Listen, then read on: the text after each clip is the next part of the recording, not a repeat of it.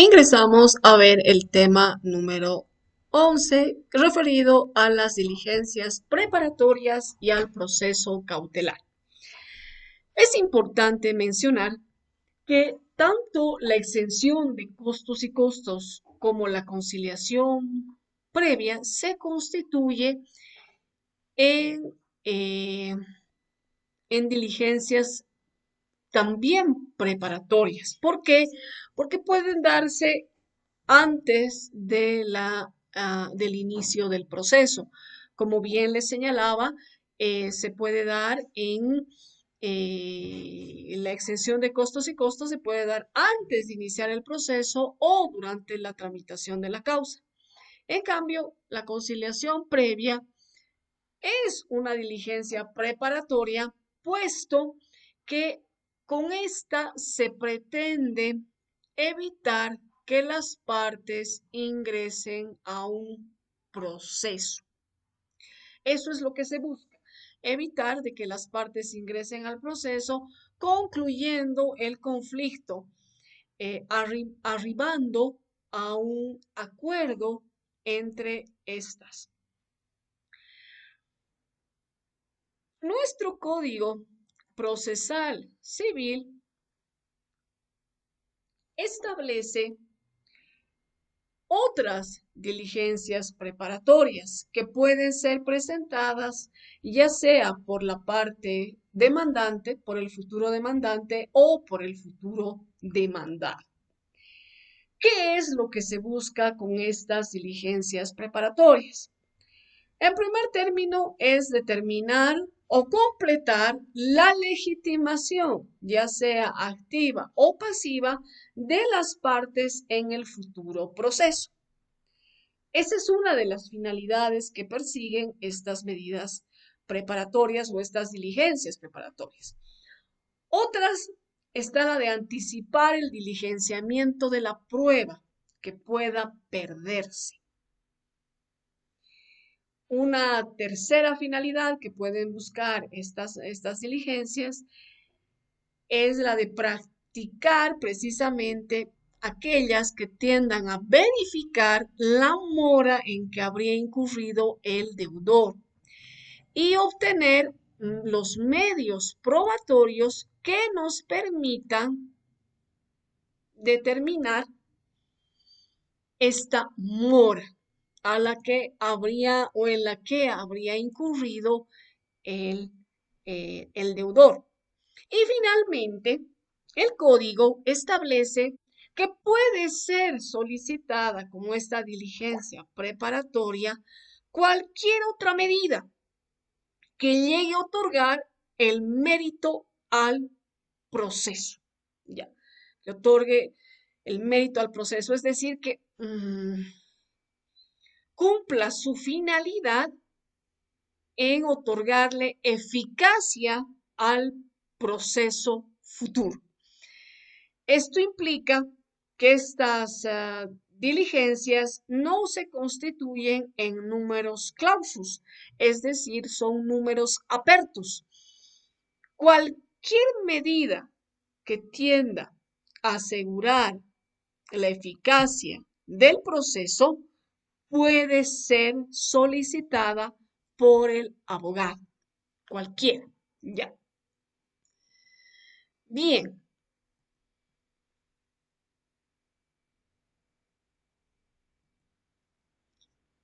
¿cuáles son estas medidas preparatorias que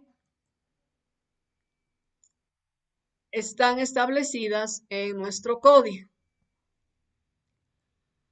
Primero está la declaración jurada.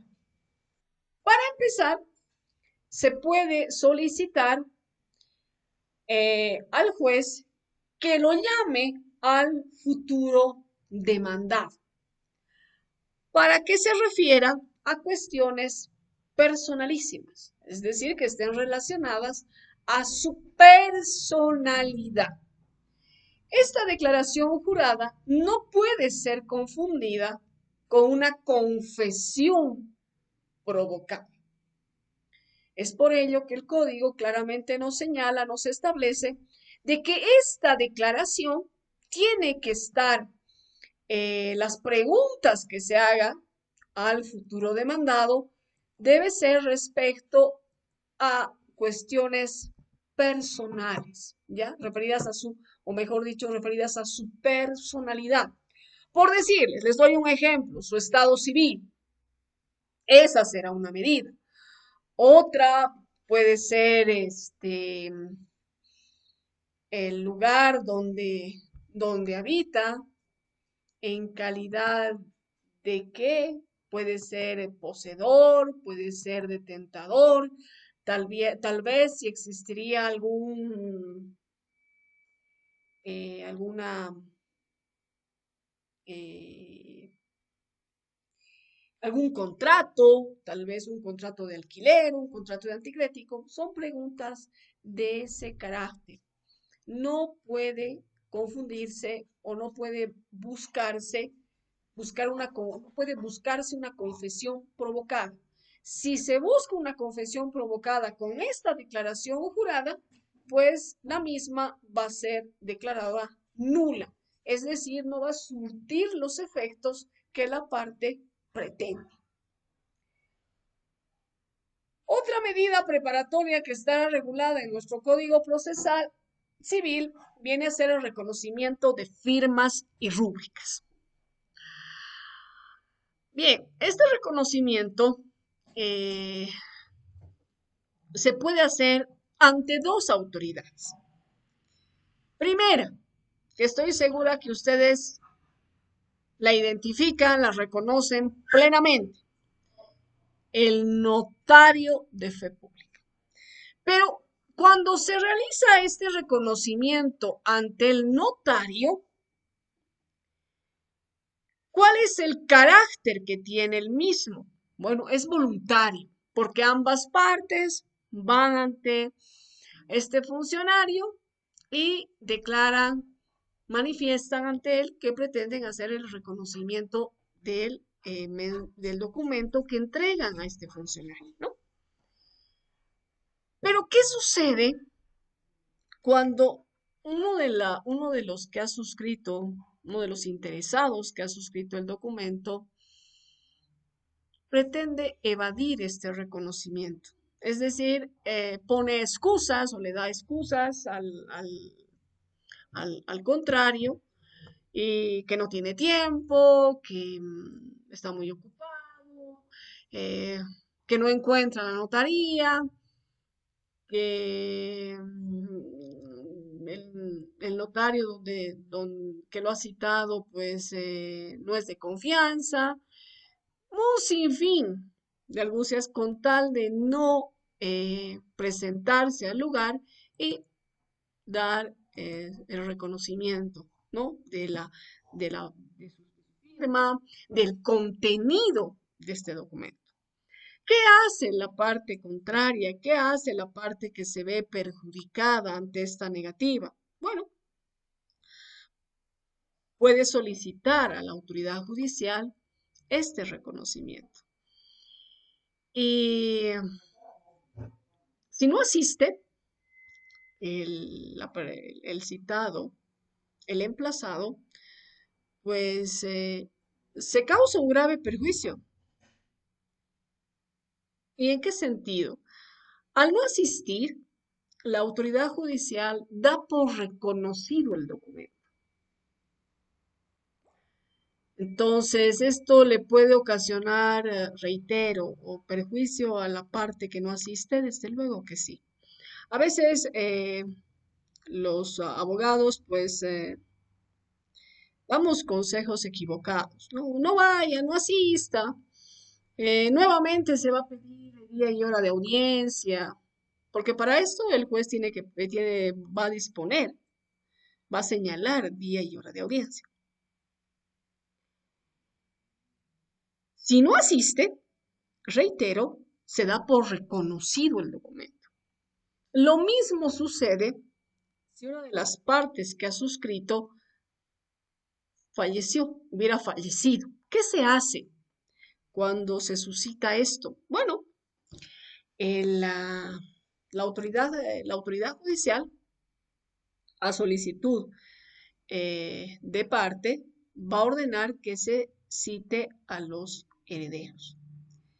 Y los herederos tienen la opción de asistir y de no asistir. Bueno, si no asiste, igual el juez da por reconocido el documento.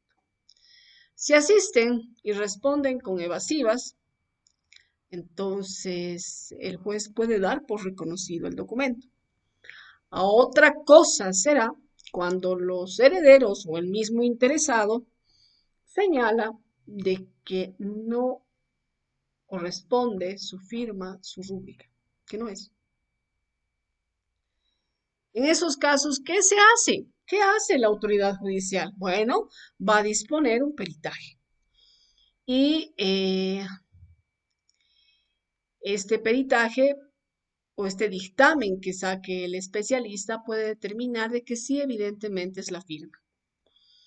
Si emite este tipo de dictamen, la autoridad judicial va a disponer de que se pague el falsario los costos de este peritaje. Ahora, si en el informe se establece de que no es la firma, en consecuencia la autoridad judicial va a remitir antecedentes ante el Ministerio Público porque se habría suscitado un hecho delictivo. Pero también el perito puede establecer de que no se llega a determinar si evidentemente es o no es la firma. En este caso, se abre la posibilidad al interesado a iniciar un proceso ordinario o, bueno, un proceso ordinario para demostrar la autenticidad del documento. ¿Qué sucede si estamos frente a analfabetos? Porque, bueno, aunque se señale de que no existe, se ha erradicado el analfabetismo en nuestro país, eso es falso. Hay gente analfabeta. Entonces, ¿qué hace la gente analfabeta? Debe estampar sus rúbricas, ¿no es verdad? O debe estampar sus huellas dactilares. Entonces, cuando se hace el reconocimiento de este tipo de documentos, lo que se requiere es que el interesado eh, manifieste si corresponden sus huellas dactilares y además tiene que referirse al documento, si conoce el contenido del documento, si está de acuerdo con el mismo. Si sucede esto, entonces la autoridad judicial va a dar por reconocido, siempre y cuando también estén presentes los testigos instrumentales, es decir, aquellas personas que han firmado en lugar del interesado, quien no sabe o no puede firmar. Entonces ellos deberán señalarle a la autoridad judicial de que evidentemente les consta de que las huellas dactilares que están en este documento le pertenecen. Y además que él conoce el contenido del mismo. Con esto se da por reconocido el, el escrito, el, el mencionado documento. Pero ¿qué pasa si no han participado estos testigos instrumentales? Bueno, ahí se abre la posibilidad de que el interesado pueda demostrar la existencia y que evidentemente la parte adversa, la parte que fue citada, conoce el contenido del mismo y que ha estampado sus huellas dactilares como signo de asentimiento, de consentimiento de lo que señala el documento. Otra medida preparatoria que está establecida en el Código Procesal es la designación de un tutor para el litigio. En este caso, esta medida preparatoria se da cuando la parte sea un menor de edad. Les mencioné en alguna ocasión que el menor de edad puede ser parte dentro de un proceso, pero este menor de edad va a intervenir, eh, va a intervenir a través de su representante legal, ¿ya? ¿Y quién es su representante legal? Pues son sus padres. A través de sus padres, este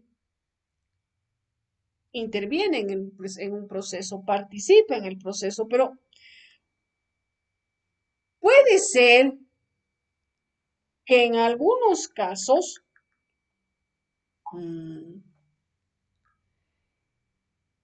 este menor de edad sea huérfano. ¿Qué hacemos si es huérfano? ¿Qué se puede hacer si es huérfano? Bueno, se deberá solicitar a la autoridad de la niñez y la adolescencia que se le designe un tutor. En este caso, puede ser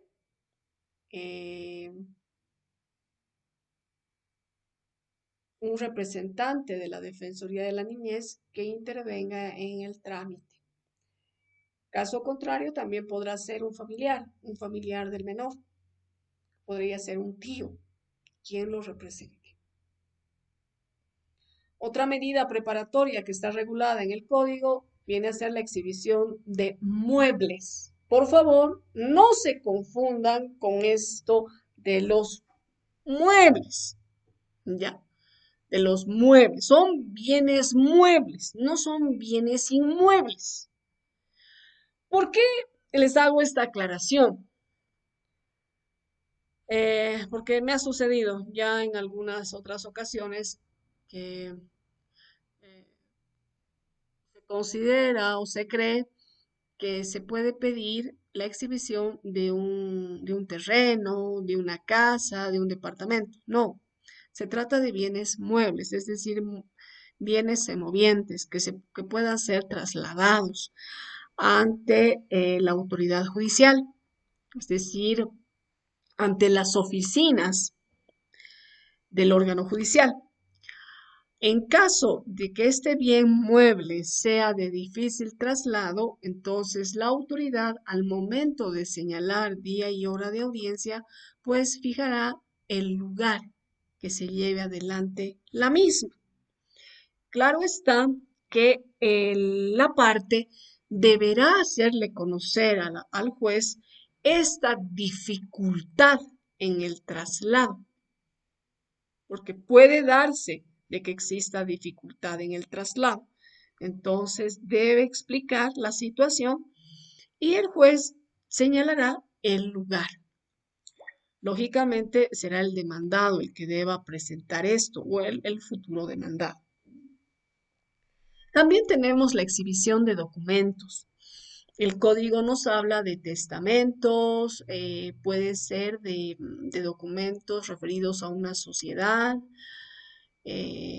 donde uno de los socios, uno de los comuneros, solicite la presentación.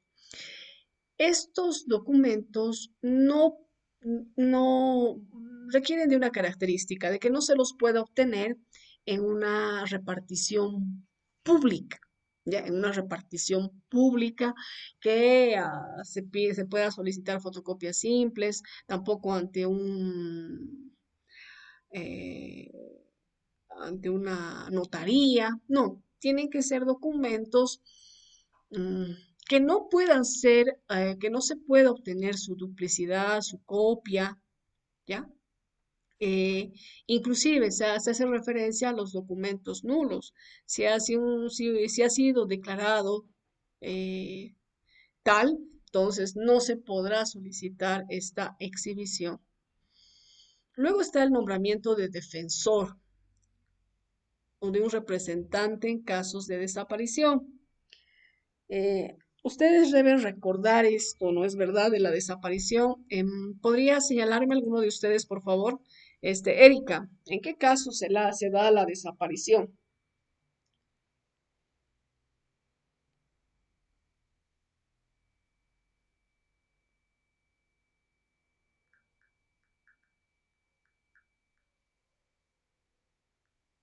Erika Quispe, la escuchamos, por favor.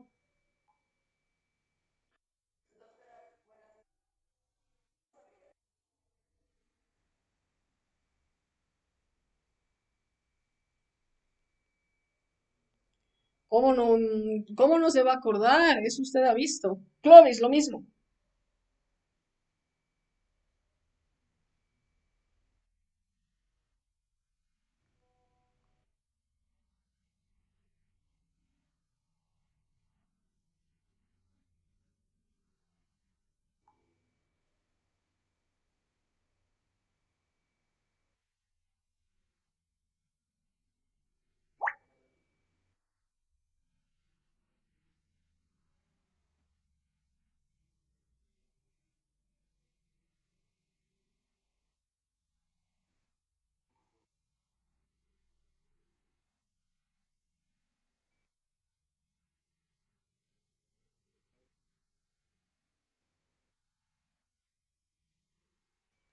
A ver, ¿cómo se informa, Clovis?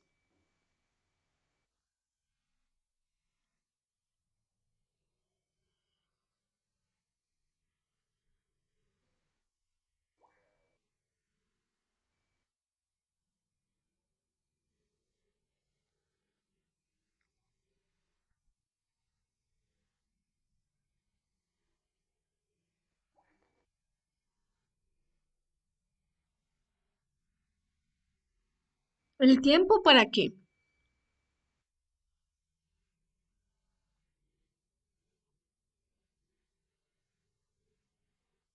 Mm, el plazo está equivocado, Clovis. No son 5 años.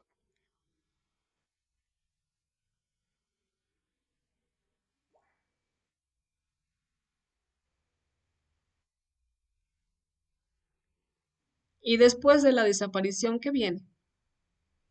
De la declaración de desaparición. ¿Cuál es el siguiente paso? Ya, hubiera sido ideal de que me conteste Clovis, pero bueno, no sé quién me ha respondido, pero bueno, ya. La muerte presunta. Entonces, ya, entonces estamos hablando del nombramiento del defensor en casos de desaparición. La desaparición se da después de 2 años. Se solicita, pero lógicamente al plantear la solicitud de desaparición se debe adjuntar todos los actos de investigación que se habrían realizado. Em, ¿Qué pasa? ¿Qué hacemos cuando una persona desaparece? No decimos, ay, desapareció, en fin, que le vaya bien. No, ¿verdad? Cuando una persona desaparece, pues presentamos nuestra denuncia ante la Fuerza Especial de Lucha contra el Crimen, ¿no es verdad? División personas, decimos, no hay, desapareció, no sabemos qué ha sucedido. Entonces se realizan las investigaciones, em, los familiares van a los distintos centros de salud, e inclusive cuando las esperanzas se han agotado, pues se va hasta la morgue para ver si la persona, el ser querido está ahí, ¿no es verdad? Se hace esta solicitud. Es un proceso voluntario, esta declaración de ausencia, y luego tenemos la muerte presunta. La de primero está la desaparición y luego está la muerte presunta. Para la muerte presunta, evidentemente, tienen que haber transcurrido 5 años. El código nos dice que podemos no solicitar o no iniciar el proceso por desaparición, pero sí deberíamos esperar 5 años para directamente iniciar el proceso de presunción de muerte o muerte presunta. Lógicamente, se deberán acompañar todas las diligencias de investigación que se habrían practicado. No, no va a salir a favor, no, el juez no va a dar curso si es que la parte no presenta estas diligencias de investigación. ¿Está bien? ¿Ya? Esa es otra medida preparatoria, pero ¿cuándo se hace esta solicitud? Cuando definitivamente la persona, el desaparecido, no tiene algún familiar, ¿no? Me refiero a la esposa, a los hijos, no los tiene. Ahora, inclusive teniendo hijos, igual se hace la solicitud, pero ¿cuál es la finalidad de esta desaparición? De que administre los bienes. Y si los futuros herederos pretenden disponer de estos bienes, pues ahí va a estar el administrador o el defensor que va a velar por sus intereses para que no se produzca precisamente esta disposición discrecional. Se debe, el código nos dice que se debe pagar un monto de dinero, que queda esto en depósito por los posibles daños que se pueda causar al ausente, al desaparecido. Cristian, ¿qué duda tiene?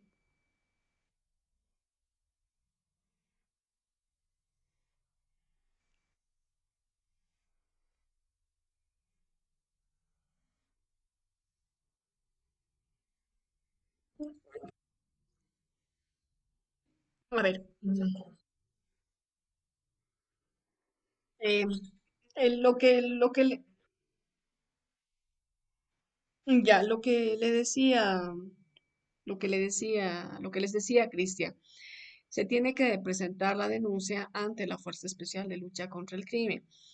¿Qué se hace cuando una persona se pierde, desaparece, un ser querido? ¿Qué hacemos? ¡Ay, se perdió! No vino. Bueno, en fin, mañana vendrá. Y así pasan los días, pasan las semanas, los meses, los años. No. Si alguien desaparece, uno va y sienta la denuncia, ¿no es verdad?, ante la Fuerza Especial. Entonces, todas esas diligencias de investigación que se han practicado se deben acompañar al momento de plantear la petición de declarar ausente bueno, al familiar, ¿no? Y en este caso, de igual manera, se debe solicitar, pero ya este tiene otra finalidad, Cristian, es el tema económico, es el tema patrimonial, para que se puedan administrar los bienes. En este caso de las medidas preparatorias. ¿Qué pasa si los futuros herederos piden pues disposición, administración de sus bienes? Entonces, en este caso, se solicitará esta medida preparatoria para que sea este defensor quien vele por los intereses del desaparecido.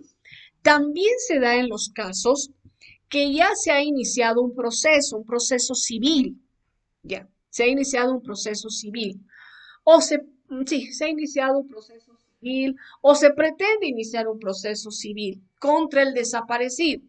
Entonces, ¿quién va a velar por los intereses de este? va a ser el defensor que designe la autoridad judicial. Por ello, la parte, antes de interponer la demanda, va a solicitar esta medida preparatoria, Cristian. Con esto, mm, en síntesis, ¿qué es lo que le señalo? Primero necesitamos presentar la denuncia ante la Fuerza Especial de Lucha contra el Crimen para que esta solicitud prospere. Me refiero al proceso, a la petición de la declaración de ausencia, ¿ya? Que es un proceso voluntario. Necesito eso. Ahora, para este nombramiento del defensor, le haré conocer a la autoridad judicial de que el, el futuro demandado ha desaparecido. No se conoce el paradero de este. Entonces, por eso solicito que se designe un defensor para que vele por sus derechos, por sus intereses, dentro de ese trámite, dentro de ese juicio que voy a iniciar. Juicio en materia civil. No sé si ahora está clara la pregunta, no sé.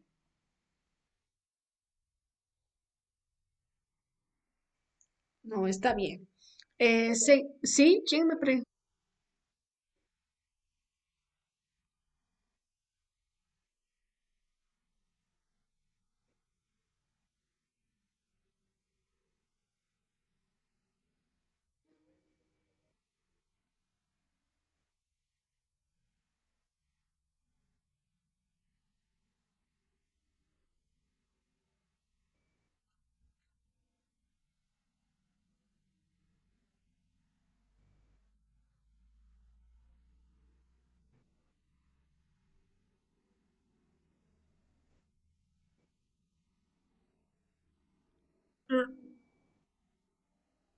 Respecto a qué trámite, Clovis.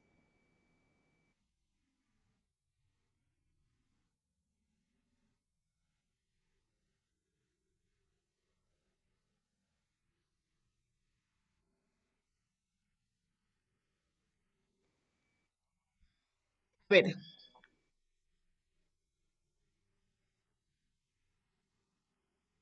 bueno, en la declaración jurada no se necesita las huellas dactilares. En la declaración jurada se llama al futuro demandado para que se refiera o responda el interrogatorio que habría sido elaborado por la parte, por el solicitante, para que éste responda, pero les decía de que las preguntas tienen que ser sobre cuestiones personales, sobre cuestiones referentes a la personalidad, corrijo, personalidad de quien vaya a prestar esa declaración jurada. Estado civil, dirección, en calidad de que detenta determinado bien, esas son las preguntas que se pueden realizar, ¿no? Reitero, respecto a la personalidad, no sobre el fondo del conflicto.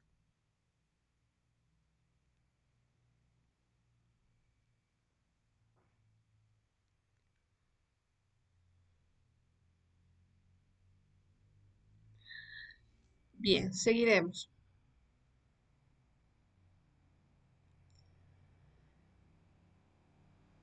Se puede asimismo solicitar medidas preparatorias respecto al diligenciamiento anticipado de prueba. Esta puede extraviarse. Les doy un ejemplo. Mm, ¿Recuerdan en qué consiste el daño temido?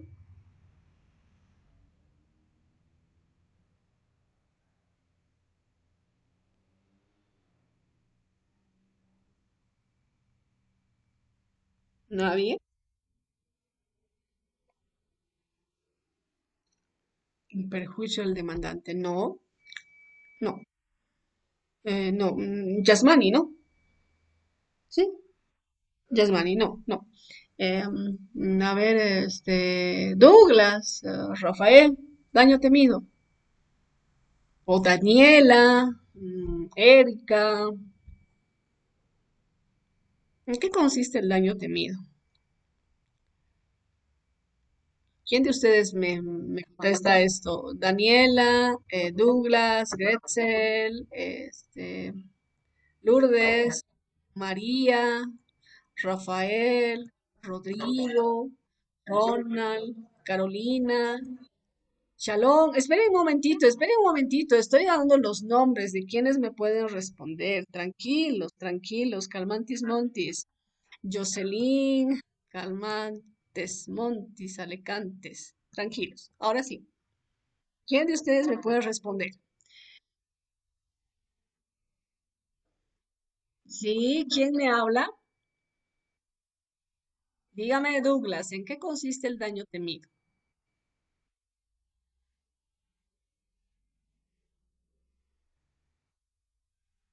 ¿Una cautelar? No, me asusto. No es una medida cautelar. Señor, no, no es.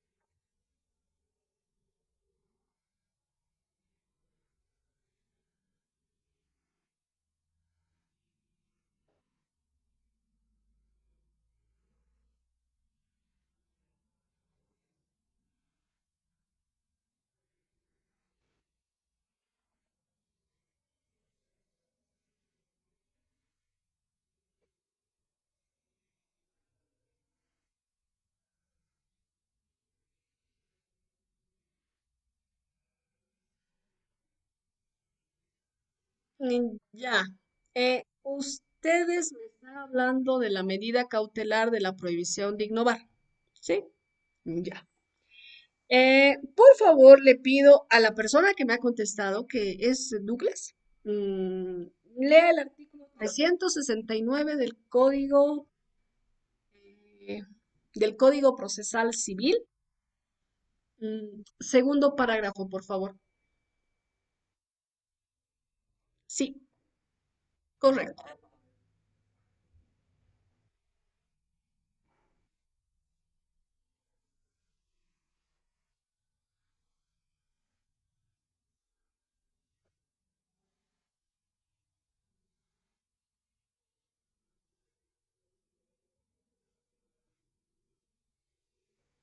Continúe, continúe, por favor.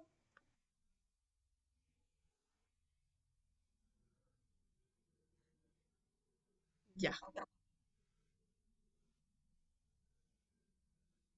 ya.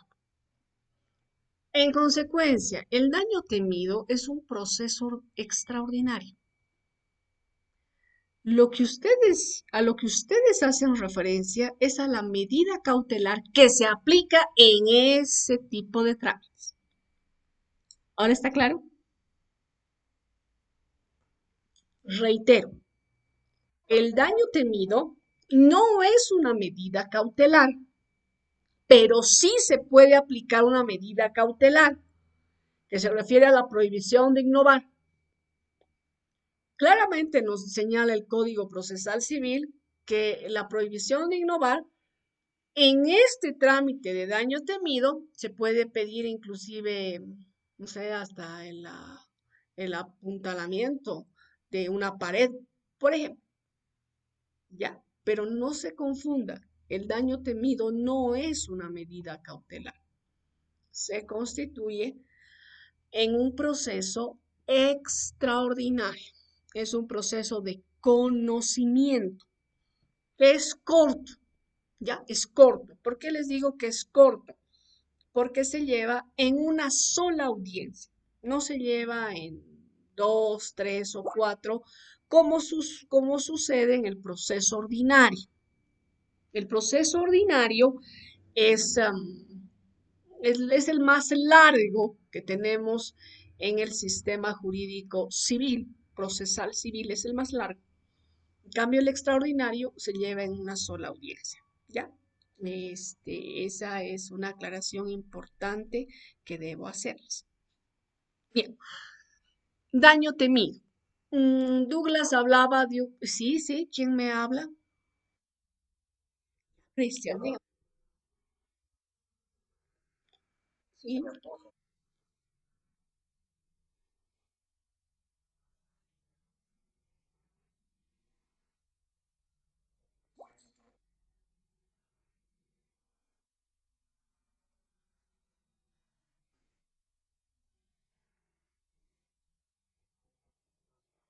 ya,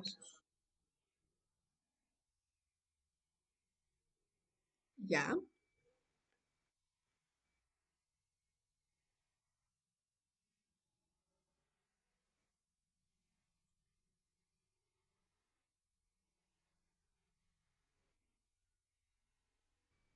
Un daño, ya, un daño temido. ¿Qué nos dice el Código Civil, Cristian? ¿Cuándo estamos frente al daño temido?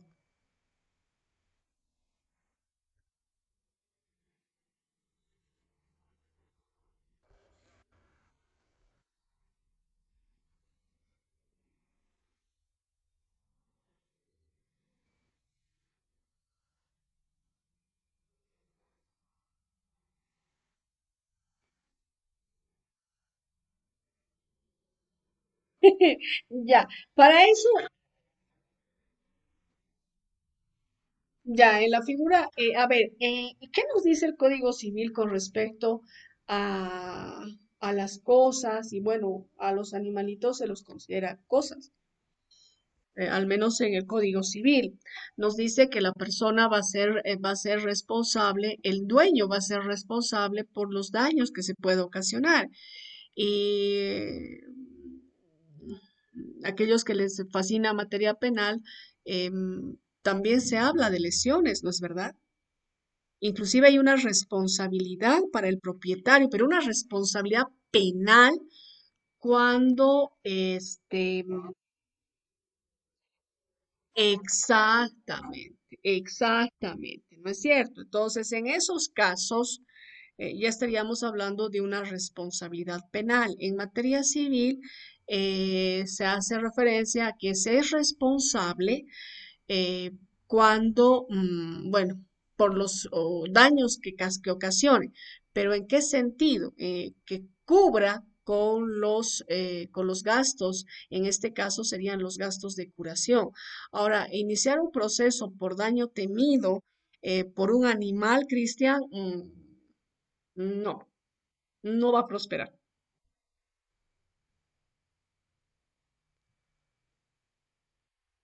no prospera. Ya, no, está bien. Sí, pero se va a cortar, en cualquier minuto se va a cortar. Se han atrasado mucho ustedes al conectarse hoy día. Todos. He tenido que esperar, les he esperado 5 minutos y he comenzado la clase solita. Porque no había nadie, nadie, no había nadie. Si se corta, le contesto al volver. Eh,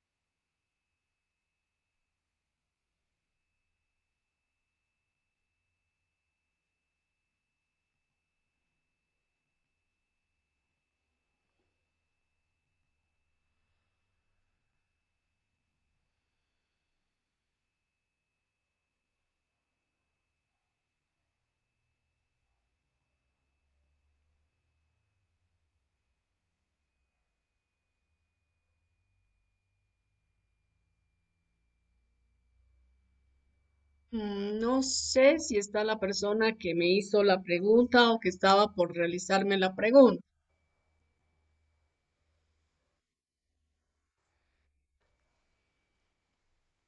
¿Quién me estaba preguntando?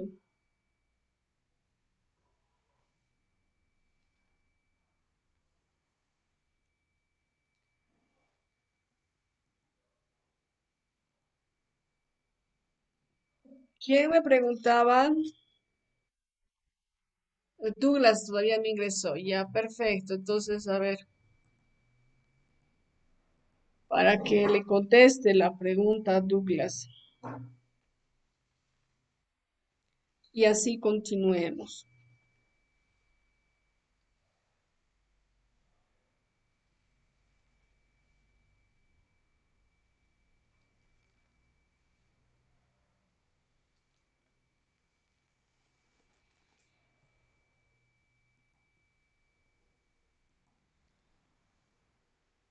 Ya está Douglas.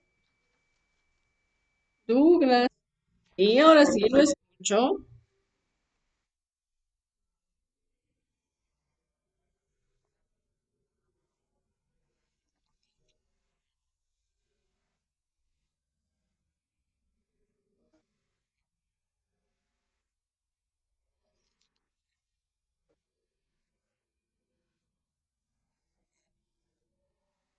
Ya.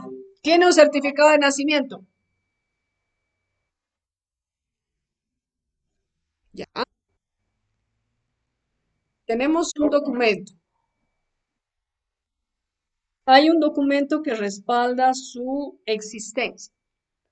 Ahora, se tendría que demostrar por otros medios precisamente o corroborar esto eh, que existe, ¿no?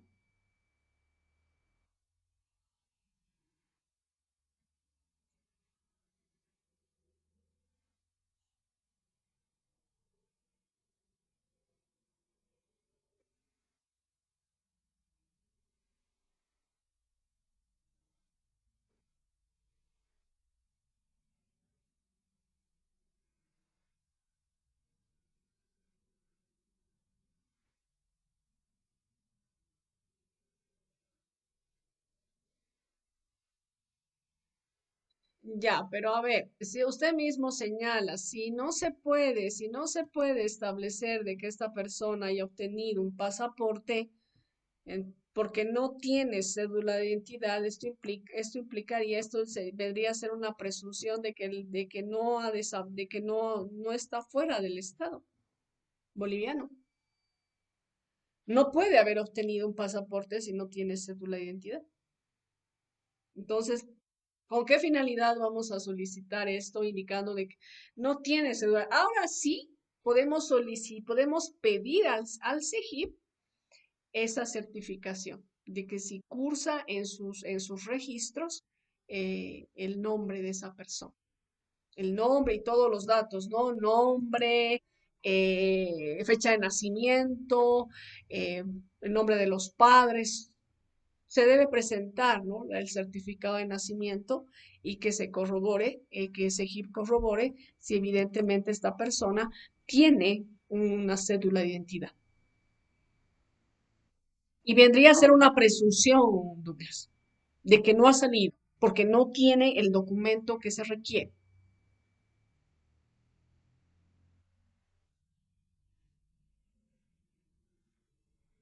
Por eso le digo, ¿se ha solicitado al CEGIP?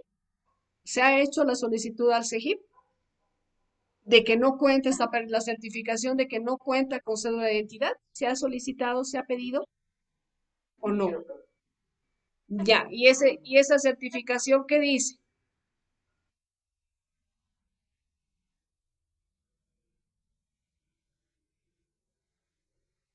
¿Y los padres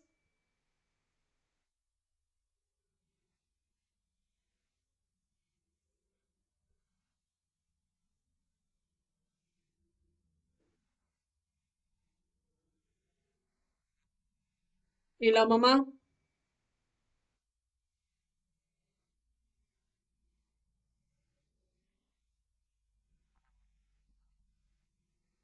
Un apellido convencional. A ver, en esa época todavía no estaba vigente el apellido convencional, Douglas.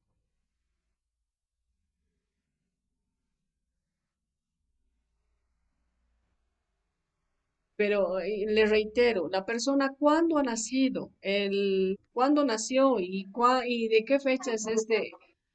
Mire, el homónimo será, esto del apellido convencional está vigente aproximadamente hace 17, 18 años, tal vez un poquito más. Estamos hablando de unos 20 años que está vigente los apellidos convencionales. Antes no existía eso.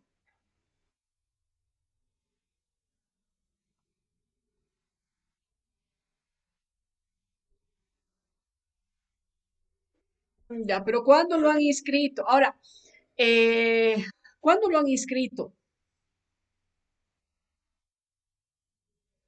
Recién lo han inscrito en el registro civil cuando ya era mayor de edad. Por eso le digo, lo han inscrito cuando ya era mayor de edad o cuando era un niño, un adolescente. Eh, ya. ¿Y quién lo inscribió?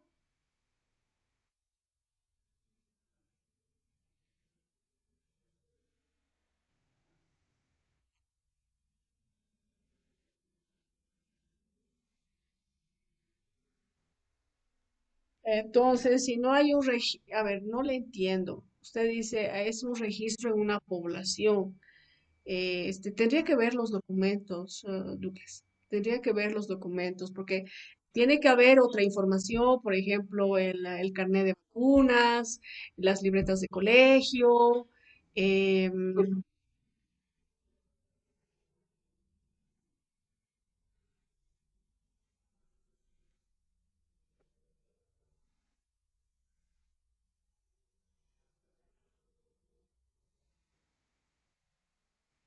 eh, bueno, es que, a ver, es que no se conoce.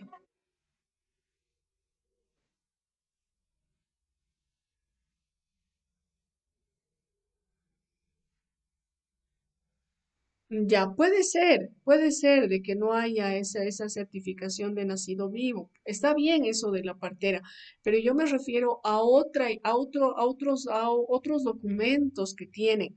Les repito, el carnet de vacunación, ese puede ser, ese es un documento que se solicita o que se solicitaba hace algún tiempo. Luego también están las libretas escolares, puede ser otra documentación válida. El código no nos restringe esto.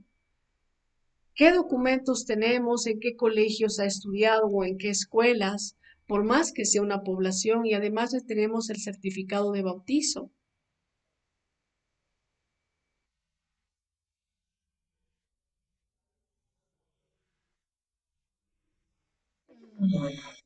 Debe haber, al menos certificado de bautizo, lo han debido bautizar, lo han debido bautizar.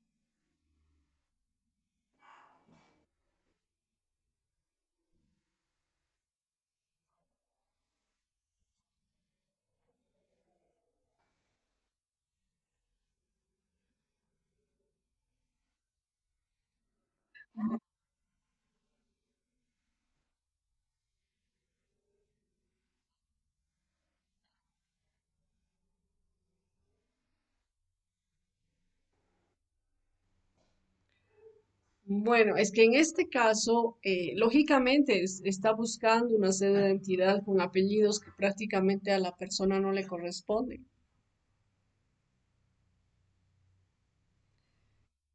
No le corresponden. Entonces, este joven, porque ya es mayor de edad, pues debe tener lógicamente tiene una identidad, Douglas. Tiene una identidad, pero ¿cuál será el nombre que le han puesto pues los progenitores?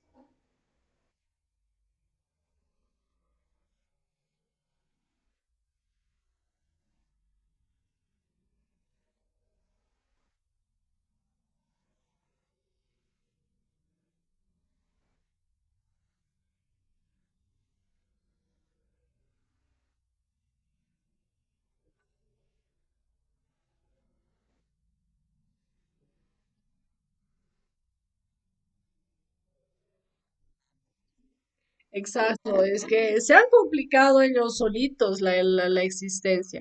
Ahora, este, no, es que definitivamente no, es que no les interesaba. A ver, hay que ser realistas, Douglas. Eso de la desaparición y muerte presunta no corresponde, no corresponde. En primer lugar, lo que se tendría que aclarar es la identidad de ese menor o de esa persona.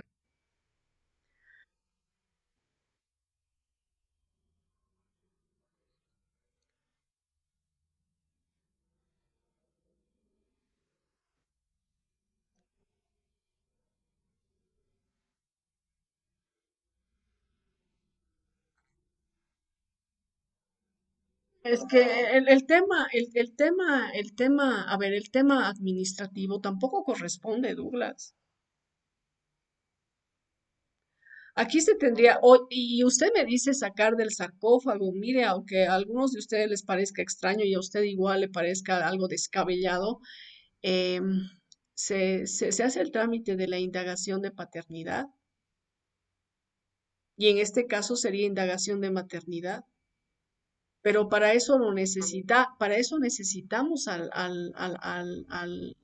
la hora adulto, para que se hagan los exámenes y demás, porque si no tenemos, no sabemos cómo se llama, no sabemos cuál es su identidad, ya. Entonces, plantear declaración de ausencia y muerte presunta no corresponde, porque por lo que usted me dice es un niño o un bebé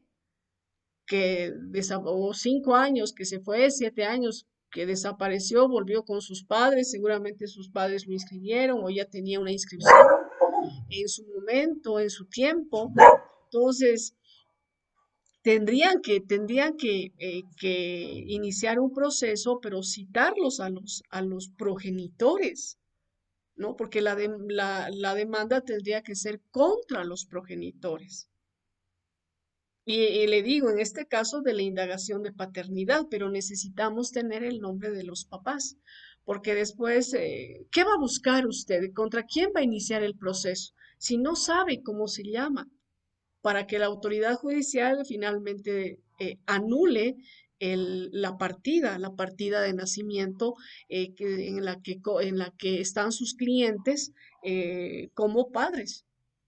Eso es lo que queda, pero necesitamos esa información. Se requiere, usted necesita esa información. O la señora, su cliente, necesita contar con esa información. Los ha debido conocer, porque no creo que alguien de buenas a primeras le diga, ven, te llevo a la ciudad. No se olvide que ahora eso es un delito. Estaríamos hablando de la trata de personas, ¿ya?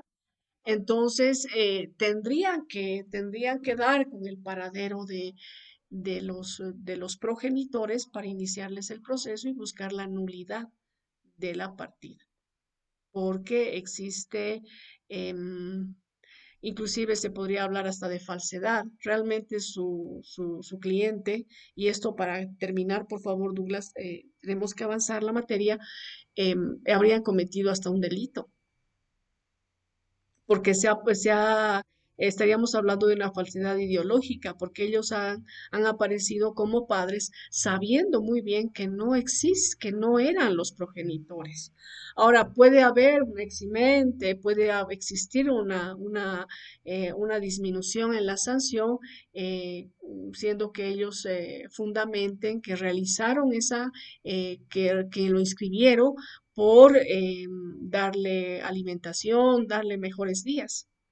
Podría ser, pero se ha cometido un hecho delictivo. Es lo mismo que sucede con los papás que inscriben a sus nietos como si fueran sus hijos. Igual, es un delito. Ahora, pueden tener un accidente, no sé, tal vez la hija era menor de edad, era un adolescente de 15, 16 años, ¿qué va a hacer con un niño? Eh, mm, por darle mejores días, mejores oportunidades. Podría ser. En este caso, igual, le repito, podría justificarse de esa manera, podría asumir la defensa, pero están en un problema bastante serio, ¿no? Bastante serio. Ahora, ¿cuál es la salvedad? De que en esa época, en esos años, si mal no recuerdo, a ver, es de 1997 la modificación al Código Penal, si existía la trata. Tendría que revisar, Douglas, ver si ese delito ya existía, ¿no? Pero estarían en problemas. Bueno, su cliente ahora estaría en problemas. Tiene que buscar a las personas y tendría que iniciar ese proceso.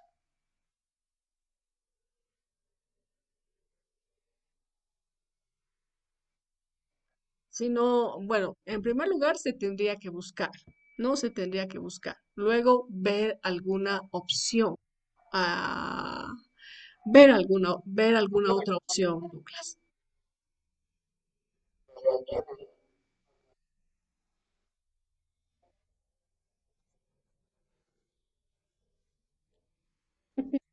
Ya.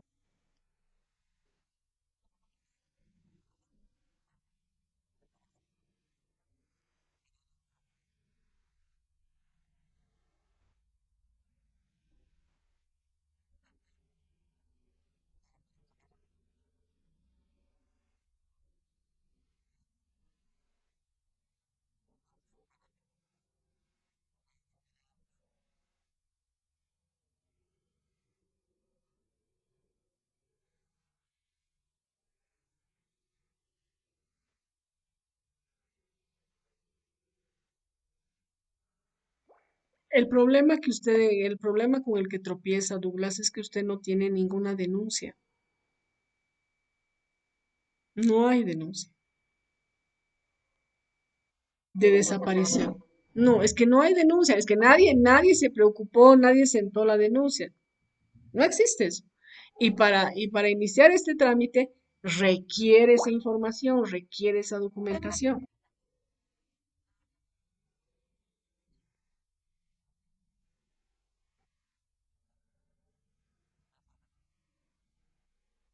Seguro, en todo, pues hay corrupción en todo, en hacer aparecer certificados de nacimiento, certificados de defunción, hay corrupción.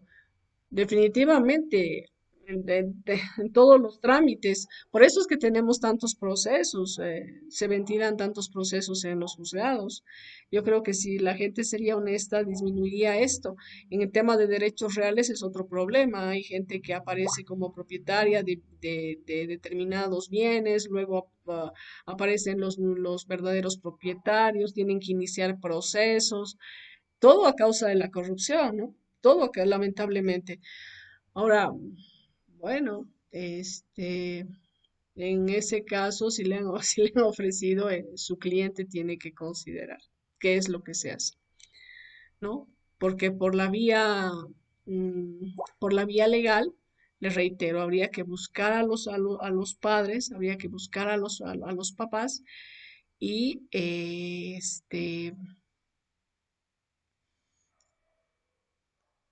iniciar el proceso de indagación de paternidad, en este caso de maternidad. En este caso de maternidad. Y aunque a usted le parezca descabellado el hacer la exhumación, pues inclusive hasta se puede hacer la exhumación con tal de obtener el ADN y poder hacer el estudio para demostrar de que evidentemente el fallecido pues no era el padre biológico, ¿no? Pero existe un certificado de nacimiento. Ahora, con el examen de ADN se podría llegar a anular esa partida de nacimiento. Eso es lo que se me ocurre, de manera legal, ¿no? De manera lícita.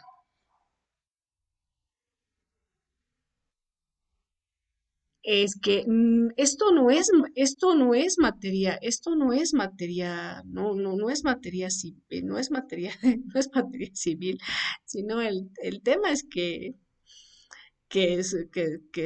sus clientes pues hicieron mal las cosas, ¿no? Inscribieron con sus apellidos a una persona que no era su hijo.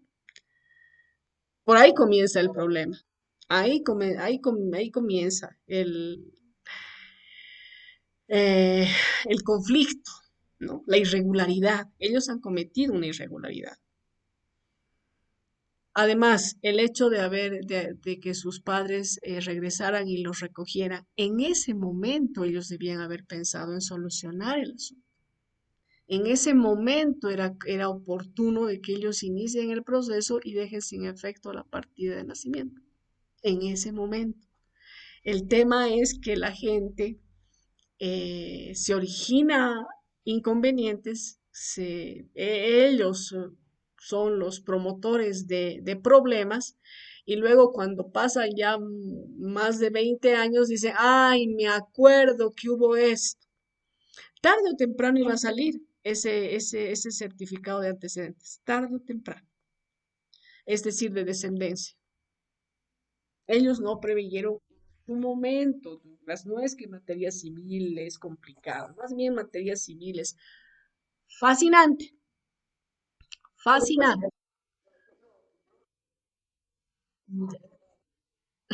Ya es fascinante. Ya. Bueno, no sé cuán simple será el trabajar con los investigadores, el tener que darles dinero para sacar algunas cosas, no sé, Douglas.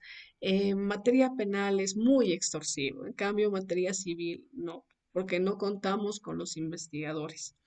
Pero seguiremos con la clase, ¿ya? Medidas preparatorias. Dígame, ¿quién me habla?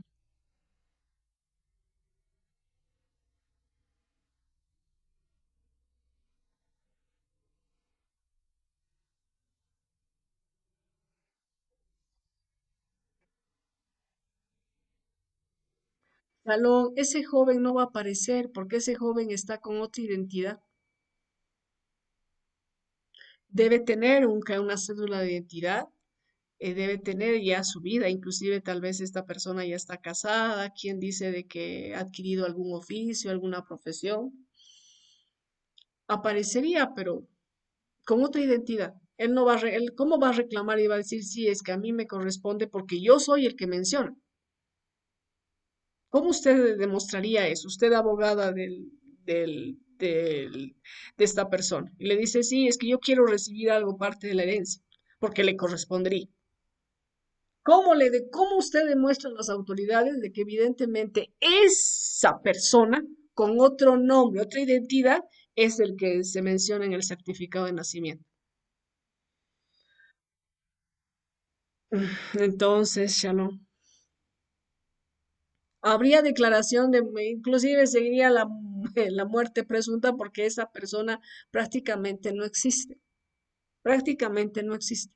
Pero estoy hablando de que no existe, no de que ha muerto, sino que no existe. Jurídicamente no hay un certificado de nacimiento, pero con otros, ¿cómo se respaldan con otros documentos? No hay otros documentos, no hay, es otro, ¿sí? Es otra persona. Y que en algunos casos se da. Pero ¿cuándo se da esto? Cuando se sufre un accidente. un accidente y se pierde uno se olvida, no tiene recuerdos de quién es, quiénes son sus padres, su familia. En esos casos se puede dar shalom. Y ahí es como si surgiría de la nada una nueva persona, porque ahí sí puede tomar un apellido convencional, puede darse el caso. Cristian, ¿qué duda tiene?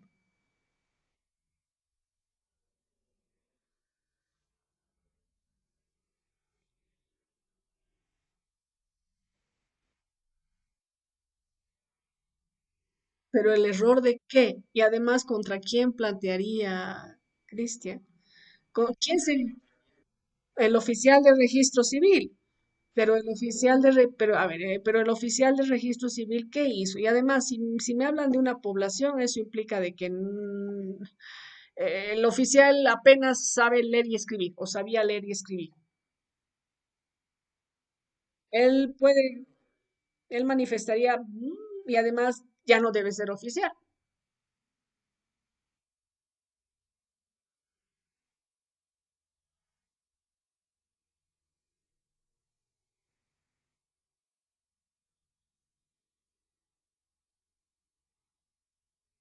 Bueno, pero hay un certificado. Esa persona, de acuerdo a ley, Cristian, existiría. De acuerdo a las autoridades existe. Y diría, ¿dónde está su certificado de nacimiento? ¿Qué han hecho con esa persona? ¿Qué ha pasado? Inclusive podrían acusarlos hasta de homicidio, hasta de asesinato, hasta de oficio, ¿sí? Dirían, ¿qué ha sido? Entonces, es complejo, es muy complejo. ¿Ya? Lo único, bueno, desde mi punto de vista, es encontrar a los padres y iniciarles el proceso para que ellos declaren que evidentemente sucedió lo que menciona Douglas y que ahora esa persona tiene esa identidad. Listo. Y ahí se hace el examen de ADN y se establece de que él es hijo, ¿no? Bueno, de las personas con las que ha vivido prácticamente toda su vida. Bien, seguiremos. Eh, Cristian, tal vez lo que usted preguntaba del animal peligroso, tal vez se podría iniciar daño temido, de que pueda causar, sí, sí, se puede, sí. Sí, sí, sí. Pese a que tenemos una ley, ¿no es verdad?, de los animales, la 705, si mal no recuerdo, es bueno, la que regula y que señala que son seres vivos y que tienen un sinfín de derechos. Sí, hay eso. Bien, seguiremos. No mire, por favor, no mire. Este, ya. En ese caso del daño temido, mm, como ustedes decían, se puede causar un perjuicio. Entonces, antes de que se cause ese perjuicio, se pide a la autoridad judicial el diligenciamiento de qué prueba sería la inspección para que la autoridad judicial realmente determine de que existe un daño futuro, ya un daño probable. Esa es una medida preparatoria. También se da el diligenciamiento anticipado de pruebas con respecto a los testigos. Cuando estos testigos van a salir del país, cuando estos testigos ya tienen una edad avanzada o padecen de una enfermedad terminal y que se presume de que no van a resistir hasta el momento del juicio, que ellos ya no van a poder prestar su declaración, entonces se solicita esta medida preparatoria. Y finalmente tenemos la citación al futuro demandado para que explique con qué carácter ocupa el bien que va a ser objeto del juicio. ¿Ya? Esas son las medidas preparatorias que regulan nuestro Código Procesal Civil. Reitero, no son números clausus, sino son números apertos.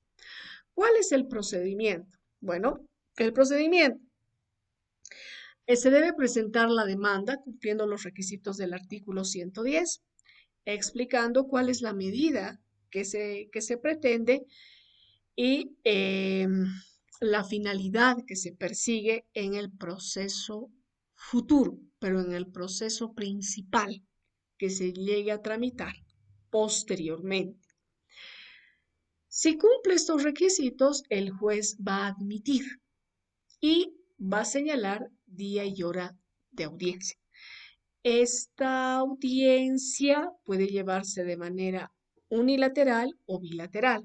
Esto implica de que en algunos casos no se lo cita al demandado, al futuro demandado, sino que se practica esta medida preparatoria y luego se le hace conocer a la parte adversa.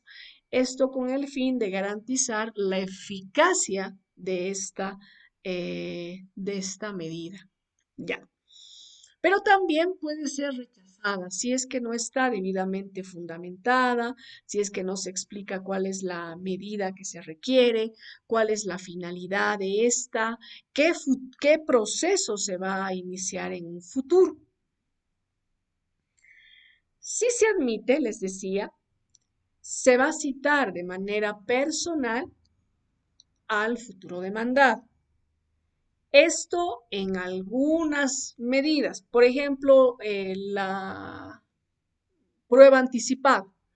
¿Sí se debe citar al futuro demandado? Desde luego que sí, ya que en la audiencia que la autoridad judicial señale, deberá estar el futuro demandado y formular las preguntas que considere pertinentes su abogado al testigo o intervenir en la inspección judicial.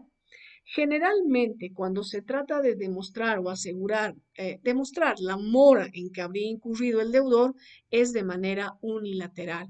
Es decir, admite el juez la solicitud, la demanda y señala día y hora de audiencia. En esa audiencia, pues se lleva a cabo la medida, se dispone la medida y recién se le pone en conocimiento a la parte contraria.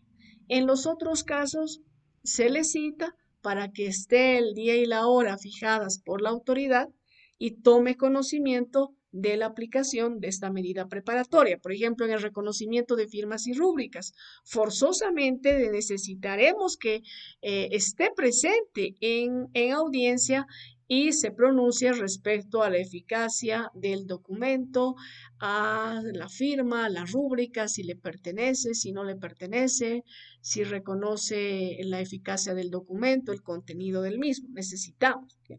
Pero repito, en otras circunstancias, no. En otras medidas, no. Seguiremos. El juez fija la audiencia, les señalé, el juez se lleva adelante o ordena que se ejecute, que se aplique esa medida preparatoria y con eso concluye el trámite. Cuando se rechaza la solicitud de esa medida, pues el interesado puede interponer el recurso de apelación. ¿En qué efecto? En el efecto devolutivo. En este tipo de trámites no se admite la interposición de excepciones, tampoco de incidentes. Estos van a estar reservados para el proceso principal. ¿Qué pasa si habiendo sido citado la parte contraria presenta oposición, aclaración, modificación o ampliación de la medida? Esta solicitud debe plantearla dentro de los 5 días siguientes de haber sido citado, de haber recibido la citación. Y la autoridad judicial en audiencia se va a pronunciar. Ahora, ¿qué sucedería si esta oposición se plantea luego de haberse llevado a cabo la medida? El juez deberá resolver la misma, deberá concederle o rechazarle. Mucho depende de cuáles son los fundamentos. Eso es cuanto puedo mencionar desde las medidas preparatorias, pero también tenemos las medidas cautelares. ¿Y qué es una medida cautelar? Bueno, viene a ser aquella pretensión interpuesta por el actor, ya sea antes o durante la tramitación del proceso principal. Busca evitar que el resultado de la sentencia se torne ineficaz debido a ciertos riesgos que puedan alterar, disminuir, desvalorizar o hacer desaparecer los bienes, derechos que tienen interés o que son el interés del litigio, llegando a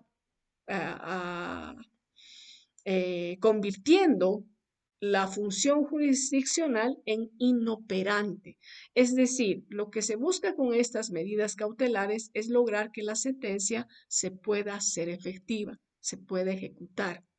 eh, se- eh, la parte actora pueda recuperar parte de su patrimonio o se le reconozca el derecho que ha sido objeto del litigio.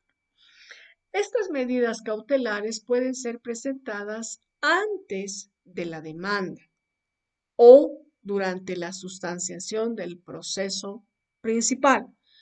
Cuando se plantean en la sustanciación del proceso principal, se puede plantear estas medidas en cualquier etapa. Eso es lo que nos dice el código. Y cuando se solicitan antes de la demanda, ejecutada la medida, el interesado tiene 30 días para iniciar el proceso principal. Si es que no inicia la causa en este plazo, en este periodo de tiempo, de oficio la autoridad judicial va a levantar esta medida. Y además va a ordenar el pago de daños, perjuicios y costas precisamente por el perjuicio que se habría ocasionado. ¿Está bien? No sé si tienen alguna pregunta. ¿Cuáles son los requisitos? Y esto ya se va a cortar y todavía tenemos algunos minutos. Ah, no, ya son las 10:10. Bueno, vamos a continuar el avance la próxima clase, el próximo sábado. Le agradezco la participación de ustedes, que les vaya muy bien, que tengan un descanso reparador. Nos encontramos el día martes. Gracias. Digo, el día sábado, perdón, el día sábado. Buenas noches. Eh,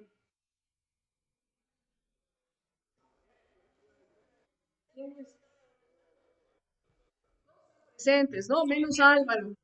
Menos Álvaro. Álvaro no está presente. Los demás sí están.